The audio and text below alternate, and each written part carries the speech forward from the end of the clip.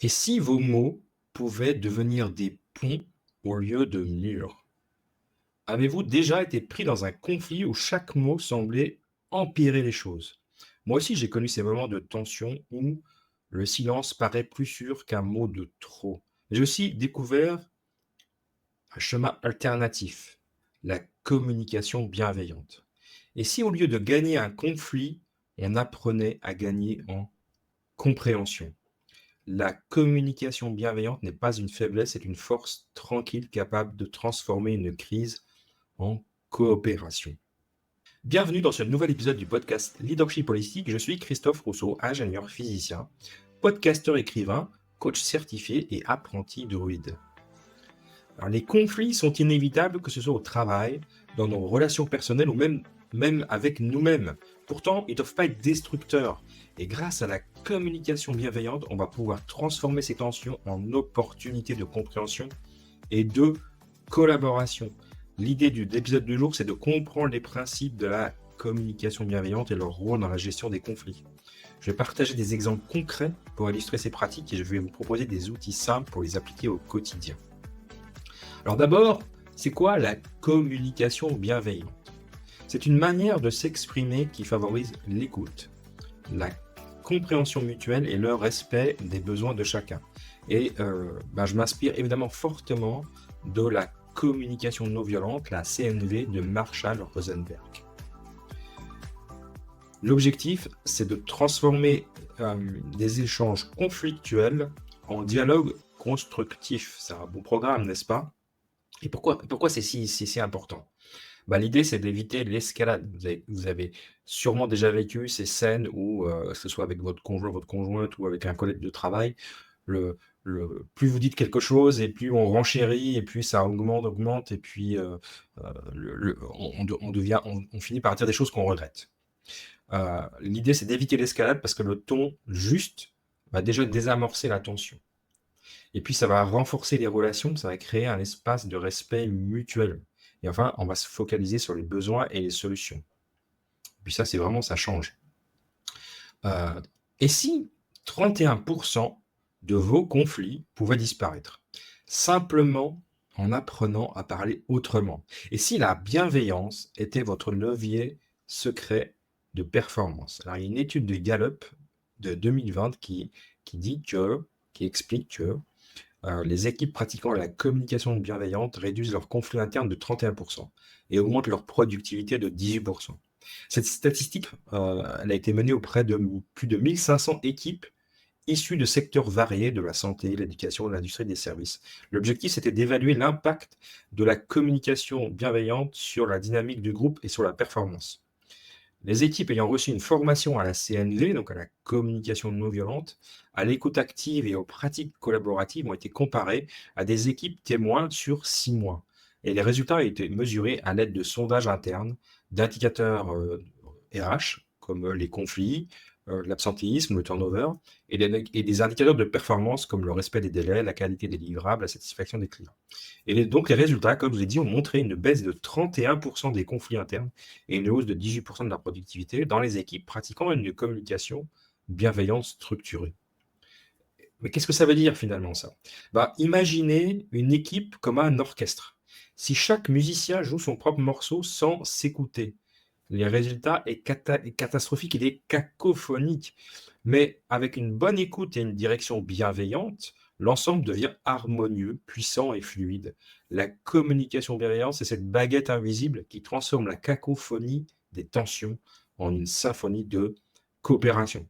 Ou encore, imaginez, visualisez une équipe comme un équipage d'un voilier, par exemple. Dans la tempête, crier plus fort ne fait pas avancer plus vite, mais s'écouter, coordonner les gestes, anticiper les besoins de l'autre permet non seulement de traverser la crise, mais aussi de gagner en vitesse et en efficacité.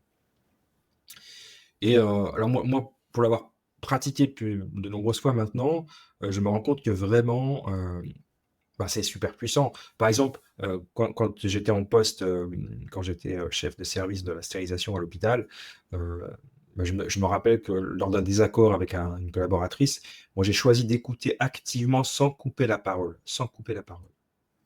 Et ça a juste suffi à désarmer la tension, à faire baisser la tension et on a pu repartir de ça. Après j'ai pu reformuler et puis je suis parti sur un dialogue ouvert. J'ai utilisé les outils de la communication bienveillante et il y a enfin, je veux dire, il y a 99 de chances que ça fonctionne, en fait, que la personne reparte, parce qu'on a été chercher des solutions, que les tensions ont été apaisées. Le quelques fois où ça n'a pas fonctionné, c'est vraiment dans des médiations où les 2 personnes, heu, il y a des problèmes plus profonds, voilà. Mais je pense qu'en pratiquant à plusieurs reprises, ça doit fonctionner. Ça peut fonctionner. Je vais expliquer pourquoi après. Alors, c'est quoi les 4 principes clés de la communication bienveillante? Bah, premièrement, c'est observer sans juger, décrire les faits sans interprétation. Heu, Plutôt que de dire: «Tu coupes toujours la parole», on va dire: «Tu es intervenu plusieurs fois avant que les autres ne terminent leur phrase». Et puis le plusieurs fois, on peut même le caractériser ou le quantifier, hein.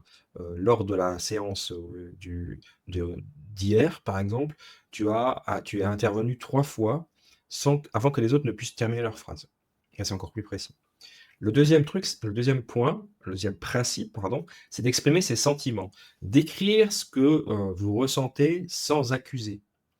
Heu, Par exemple, dire: «Je me suis senti frustré», donc exprimer un sentiment de frustration lorsque mes idées ont été ignorées. Heu, ou je me suis senti, mal respecté, heu, quoique le mal respecté, il peut être tendancieux. Alors, parce que ça sous-entend que tu me respectes pas. Donc, peut-être c'est pas le bon truc. L'idée, c'est d'exprimer vraiment un sentiment, qui est tout à fait personnel, donc qui évite, de mettre l'autre en porte-à-faux. Vous voyez, j'ai fait même l'erreur parfois avec le respect, ça on le fait souvent. Plutôt, exprimer soit une frustration, soit de la colère, soit, heu, du stress. Enfin voilà, tout ce que des choses que vous ressentez vous qui peuvent pas être remis en cause, en fait. Ensuite, le troisième principe clé, c'est d'exprimer ou d'identifier des besoins, de nommer ces besoins profonds et de les partager. Par exemple: «J'ai besoin de me sentir écouté pour contribuer pleinement». Et puis le quatrième principe, c'est de formuler une demande claire, constructive, positive, de faire une demande concrète et réalisable. Par exemple: «Pourrais-tu me laisser terminer mes phrases lors des réunions?» Personne ne va vous dire: «Bah non, moi j'ai envie de te couper la parole». Ou alors vraiment on a une personne toxique en face de nous. Mais la plupart du temps, c'est donc si je résume l'exemple, hein, tu es intervenu plusieurs fois avant que les autres ne terminent leur phrase, avant que je termine ma phrase. Je me suis senti frustré, parce que je me sens frustré parce que lorsque mes idées sont ignorées. J'ai besoin de me sentir écouté pour contribuer pleinement. Est-ce que tu pourrais me laisser terminer mes phrases lors des réunions, s'il te plaît?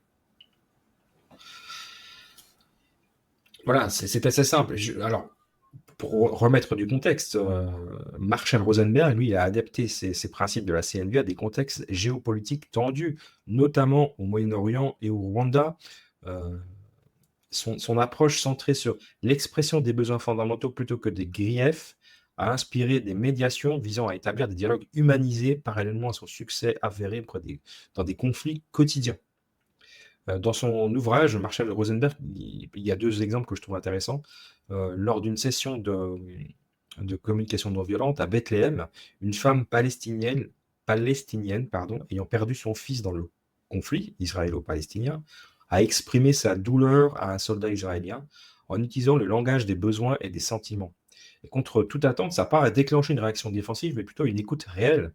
Ils ont partagé mutuellement leurs pertes à ce moment d'humanité, a ouvert un espace de dialogue, là où il n'y avait que haine et silence. On en aurait bien besoin en ce moment, pour être très honnête. Un autre exemple de Marshall Rosenberg, c'est dans une école américaine. Il a utilisé la CNV pour résoudre un conflit entre un élève agressif et un enseignant qui était épuisé.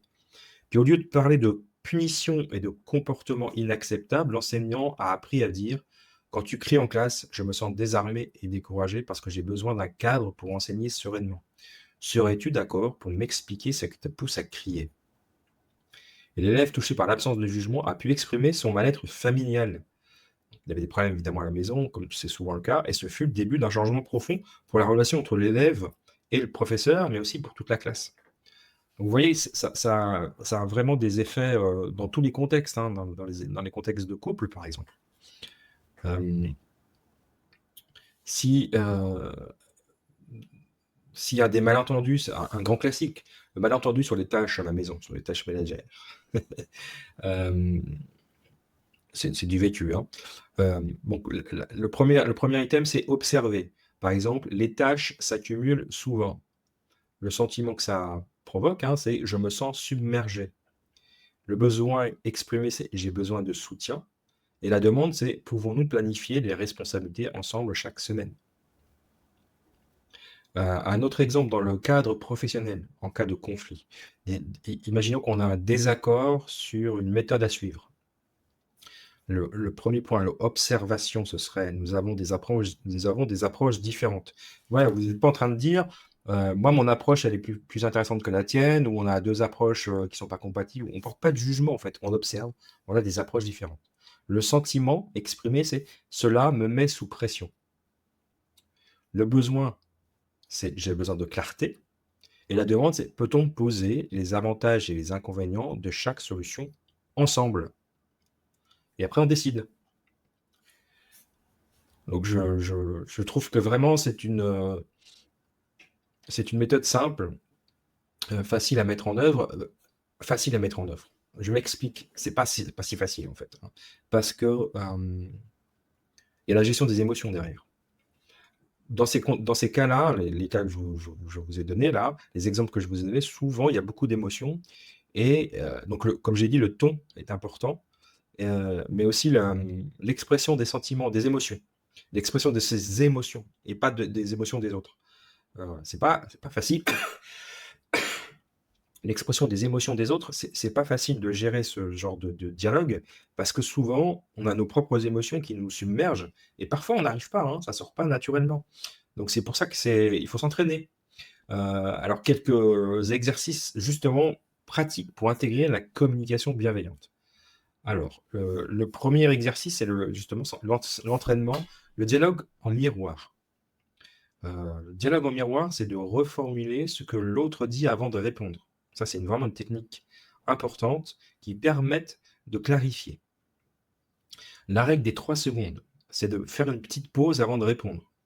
Justement pour cette gestion des émotions, hein, de respirer, de se recentrer. 3 secondes, c'est très vite, et en même temps, ça peut être très long des fois dans un dialogue, mais ça fait vraiment du bien de pouvoir se recentrer, se remettre dans ses émotions. Identifier des besoins aussi que vous pouvez exprimer souvent et vos demandes associées. Préparer, hein, préparer, c'est toutes ces choses. C'est quoi mes besoins?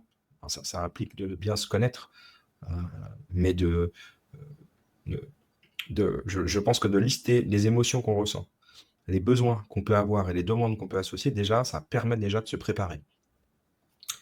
Et puis enfin, ou peut-être ça aurait été en premier, c'est d'apprendre un petit journal, un petit cahier, et de noter les situations de tension, que vous vivez chaque jour, et puis de les analyser avec les 4 clés: observation, sentiment, besoin, demande. Et puis de dire: «Bah, voilà, je vais en prendre un demain, quand je me sens prêt. Je vais en prendre un de ces exemples, j'ai déjà préparé ma comment dire? L'expression de mes besoins, de mes sentiments, et cetera, et je vais voir la personne demain, et je vais suivre ce que j'ai préparé». Heu, Puis faites-le, alors ça dépend des gens. Faites-le soit avec quelqu'un, un ami proche, ou quelqu'un qui va pas être trop vous juger, et puis, vous allez pouvoir vous exercer plus facilement. Heu, mais du coup, l'émotion peut prendre le dessus parce que c'est un ami proche, et puis que vous tenez à régler le conflit. Ça peut être une première façon, mais voilà, il y a un côté voilà, il y a un côté, négatif à ça. Enfin, le biais pourrait être le fait de ne pas pouvoir gérer ses émotions, et du coup, alors, peut-être faites-le avec quelqu'un pour qui vous avez aucun, sentiment, émotion, enfin voilà, c'est purement professionnel, et puis du coup, c'est un peu moins grave si ça fonctionne pas. Je sais pas, hein, j'ai pas de solution miracle en fait. L'idée, c'est de s'exercer.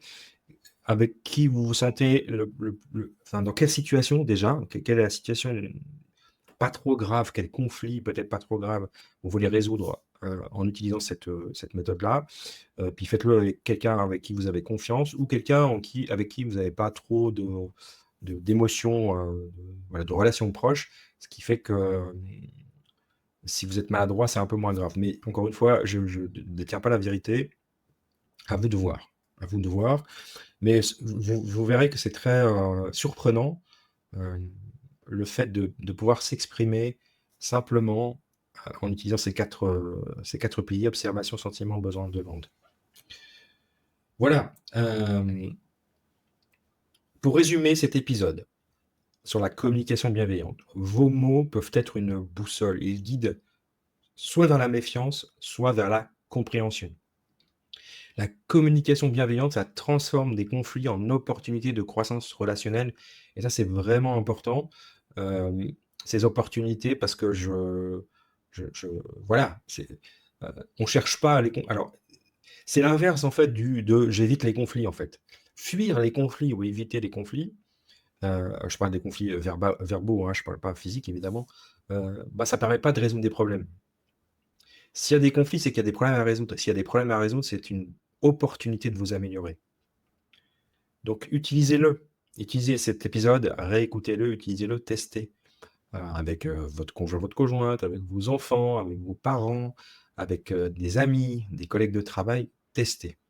Choisissez c'est mon défi de la semaine, choisissez une situation de tension, heu, avec laquelle vous pensez que vous voilà, qui sera un bon test, un bon 1er test et appliquez les 4 clés de la communication bienveillante et puis testez et observez ce qui change. Observez la personne, comment elle réagit.